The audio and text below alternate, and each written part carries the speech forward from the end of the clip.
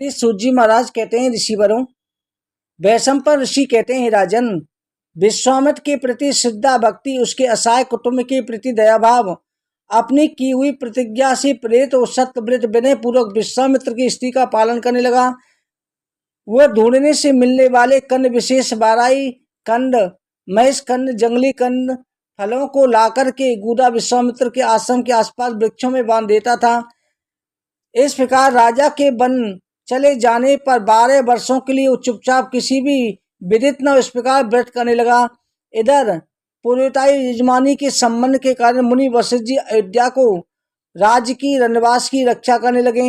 इधर सत्यव्रत अपनी मूर्खता या होनार के कारण वशिष्ठ जी के ऊपर अधिक कुपित रहने लगा, परंतु मुनि वशिष्ठ ने उसके पिता की उनके द्वारा अपने पुत्र की राज निकालते जाते समय विशेष कारण बस भी नहीं रोका था।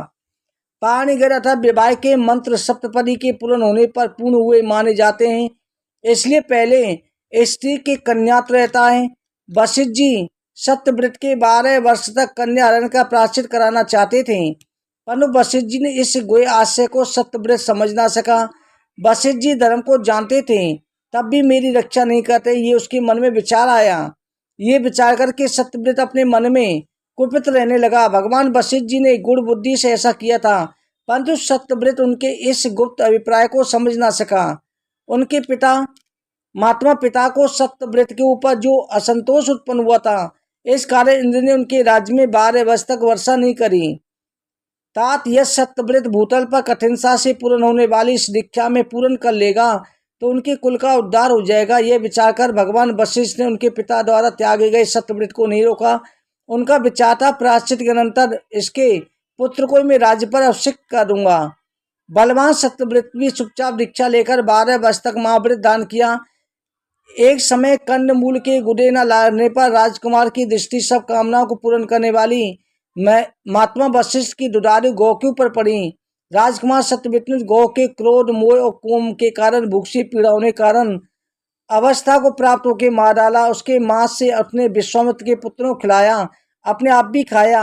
ये सुनकर वशिष्ठ जी को क्रोध में भर गए। क्रोध में भरे रहे वशिष्ठ जी ने राजा के पुत्र से ये बात कही, क्रूर तूने तुझसे फिर किए गए ये पाप न होते हुए भी तूने प्रथम पाप को अवश्य न कर देता, पर पिता को संतुष्ट न रखने कारण और गौ हत्या के कारण अपेक्षित मांस खाने कारण 3 प्रकार के पाप बन गए हैं। इसलिए 3 शंकों को देखकर महातपस्वी वशिष्ठ जी ने उसे त्रिशंकु कहा। इस कारण त्रिशंकु ही कहलाने लगा। वशिष्ठ जी लौटे अपने स्त्री आदि का भरण पोषण करने के कारण प्रसन्न होकर त्रिशंकु को वर देने लगे। तब विश्वामित्र ने राजकुमार से चांद सा वर मांगने के कहा, तो उसने मुनि से वर मांगा, संदेश स्वर्ग को जाऊं। विश्वामित्र जी ने प्रसाद मात्र से 12 वर्ष की अनावृष्टि का भय दूर हो जाने पर मुनि अपने तप से पापों को भस्म करके उसका पिता के राज पर अभिषेक कर उसकी यज्ञ संपन्न कराने लगे। तदनंतर तप की शक्ति की संपन्न कोष की गोत्री विश्वामित्र वशिष्ठ देवताओं के देखते देखते त्रिशंकु को शरीर स्वर्ग में भेज दिया।